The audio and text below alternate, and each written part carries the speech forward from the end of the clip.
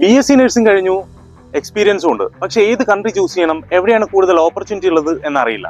ഈ ഒരു കൺഫ്യൂഷനിലാണോ നിങ്ങൾ? അങ്ങനെയെങ്കിൽ ഈ വീഡിയോ നിങ്ങൾക്ക് ഉപകാരപ്പെടും. ഇപ്പൊ കൺട്രീസ് എന്ന് പറയുകയാണെങ്കിൽ ഒരുപാട് കൺട്രീസ് നമ്മുടെ മുമ്പിൽ അവൈലബിൾ ആണ്. പക്ഷേ കറണ്ട് സിറ്റുവേഷനിൽ ഏറ്റവും കൂടുതൽ വേക്കൻസീസും ഓപ്പർച്യൂണിറ്റീസും ബെനിഫിറ്റ്സ് ഉള്ളൊരു കൺട്രി പറയുകയാണെന്നുണ്ടെങ്കിൽ ഓസ്ട്രേലിയ ആയിരിക്കും കുറച്ചും കൂടെ ബെറ്റർ. കാര്യം ഓസ്ട്രേലിയയിൽ നല്ല രീതിയിൽ വേക്കൻസീസ് ഇപ്പോൾ കറന്റ്ലി ഓപ്പൺ ആണ്.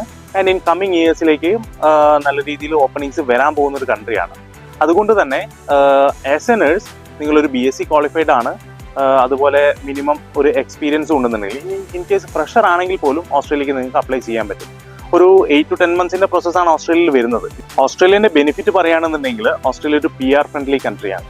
അതായത് നമുക്ക് നഴ്സിംഗ് രജിസ്ട്രേഷൻ, ഓസ്ട്രേലിയയുടെ നഴ്സിംഗ് രജിസ്ട്രേഷൻ ഇനീഷ്യലി എടുത്തു കഴിഞ്ഞാൽ, അതായത് ആ പ്രോസസ്സിലൂടെ പോയി നഴ്സിംഗ് രജിസ്ട്രേഷൻ എടുത്തു കഴിഞ്ഞാൽ നമുക്ക് സിമ്പിളായിട്ട് ഓസ്ട്രേലിയയുടെ നഴ്സിംഗ് രജിസ്ട്രേഷൻ അപ്ലൈ ചെയ്യാൻ പറ്റും. അതായത് സിമ്പിൾ മീൻസ് ബാക്കിയുള്ള കൺട്രീസിനെ അപേക്ഷിച്ച് ഇപ്പം അധിക കൺട്രീസിലും എങ്ങനെയാണെന്ന് വെച്ചാൽ നമ്മൾ അവിടെ പോയി ഇത്ര നാൾ വർക്ക് ചെയ്താൽ മാത്രമേ നമുക്ക് PR-നുള്ള ഓപ്ഷൻ അവൈലബിൾ ആവും. പക്ഷേ ഓസ്ട്രേലിയനെ സംബന്ധിച്ചിടത്തോളം വൺസ് നമുക്ക് രജിസ്ട്രേഷൻ കിട്ടിക്കഴിഞ്ഞാൽ മിനിമം ഒരു 3 years എക്സ്പീരിയൻസ് ഉണ്ടെന്നുണ്ടെങ്കിൽ, രജിസ്റ്റേർഡ് നേഴ്സ് ആണെന്നുണ്ടെങ്കിൽ, ഐ മീൻ BSc ആണ് മിനിമം ക്വാളിഫിക്കേഷൻ വേണ്ടത്, ഇതൊക്കെ മീറ്റ് ചെയ്യുന്ന ഒരാളാണെന്നുണ്ടെങ്കിൽ നിങ്ങൾക്ക് സിമ്പിളായിട്ട് PR-ന്റെ പ്രോസസ്സ് ചെയ്യാൻ പറ്റും. അതായത് ഓസ്ട്രേലിയയിൽ പോവാതെ തന്നെ നിങ്ങൾ ഏത് കൺട്രിയിലാണോ വർക്ക് ചെയ്യുന്നത് ആ കൺട്രിയിൽ നിന്നുകൊണ്ട് തന്നെ PR-ന് അപ്ലൈ ചെയ്യാനും, ആ PR എടുത്തതിന് ശേഷം, അതായത് PR വിസ കിട്ടിയതിന് ശേഷം നിങ്ങൾ ഓസ്ട്രേലിയയിലോട്ട് മൂവ് ചെയ്താൽ മതി.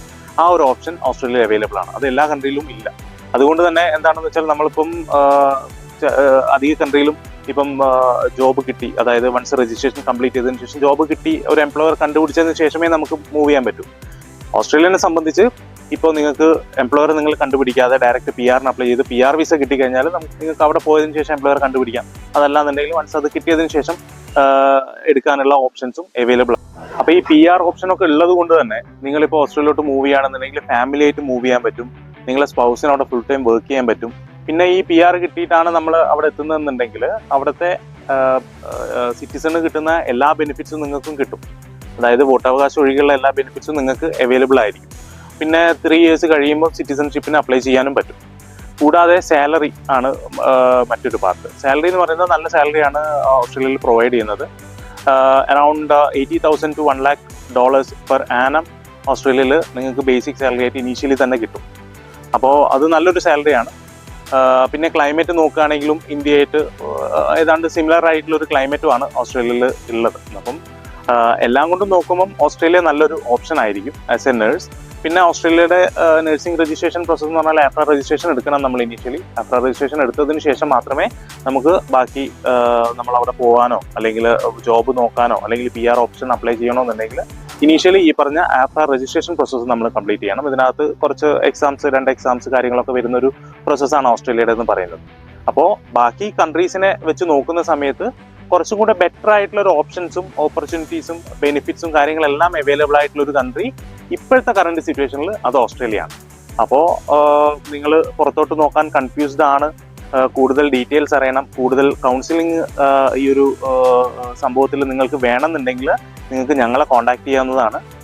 അപ്പം നമ്മുടെ കൗൺസിലേഴ്സ് നിങ്ങൾക്ക് നല്ല ഡീറ്റെയിൽസ് ഇതിൻ്റെ ഈ പറഞ്ഞ കൺട്രീസ് ഏതൊക്കെ കൺട്രീസ് ആണോ അവൈലബിൾ ആയിട്ടുള്ളത്, അവിടെ എന്തൊക്കെ ഓപ്പർച്യൂണിറ്റീസ് ആണ് ഓപ്ഷൻസ് ആണ് ഉള്ളത് എന്നുള്ള ഡീറ്റെയിൽസ് നിങ്ങൾക്ക് ഷെയർ ചെയ്യും. അത് മാത്രമല്ല നിങ്ങളിപ്പം AFRA രജിസ്ട്രേഷൻ ചെയ്യുകയാണെന്നുണ്ടെങ്കിൽ പുതിയ അപ്ഡേറ്റ്സും വന്നിട്ടുണ്ട് AFRA രജിസ്ട്രേഷൻ്റെ. അതായത് ഈ 2026 ഏപ്രിൽ മുതൽ AFRA അപ്ലൈ ചെയ്യുന്ന സമയത്ത് ഇംഗ്ലീഷ് ലാംഗ്വേജിൻ്റെ സ്കോർ, PTയുടെ സ്കോറൊക്കെ അവർ റിവൈസ് ചെയ്തിട്ട് കുറച്ചിട്ടുണ്ട്. അപ്പം അതും ഒരു ബെനിഫിറ്റ് ആയിരിക്കും, നിങ്ങൾക്ക് കുറച്ചും കൂടെ എളുപ്പമായിരിക്കും പ്രോസസ്സ് ചെയ്യാനും കാര്യങ്ങളൊക്കെ ആയിട്ട്. അപ്പോൾ നഴ്സിംഗ് രജിസ്ട്രേഷനെ പറ്റിയും PR-നെ പറ്റിയൊക്കെ കൂടുതൽ ഡൗട്ട്സ് നിങ്ങൾക്കുണ്ട്, കൂടുതൽ ഡീറ്റെയിൽസ് നിങ്ങൾക്ക് അറിയണമെന്നുണ്ടെങ്കിൽ നമ്മുടെ നമ്പർ താഴെ കൊടുത്തിട്ടുണ്ട്. നിങ്ങൾ അതിനകത്ത് വിളിച്ചു കഴിഞ്ഞാൽ നിങ്ങൾക്കൊരു ഫ്രീ കൗൺസിലിംഗ് കിട്ടും. എല്ലാ ഡീറ്റെയിൽസും നിങ്ങൾക്ക് ഷെയർ ചെയ്ത് തരും. അതുപോലെ തന്നെ ഈ നമ്മുടെ യൂട്യൂബ് പേജ് സബ്സ്ക്രൈബ് ചെയ്യുകയാണെന്നുണ്ടെങ്കിൽ ഇതുപോലുള്ള ഇൻഫോർമേറ്റീവ് ആയിട്ടുള്ള വീഡിയോസ്, നഴ്സിംഗ് റിലേറ്റഡ് ആയിട്ടുള്ളതായാലും അല്ലാതെ PR റിലേറ്റഡ് ആയിട്ടുള്ളതായാലും ഉള്ള വീഡിയോസ് കാര്യങ്ങളെല്ലാം നിങ്ങൾക്ക് പുതുതായിട്ട് വന്നുകൊണ്ടിരിക്കും.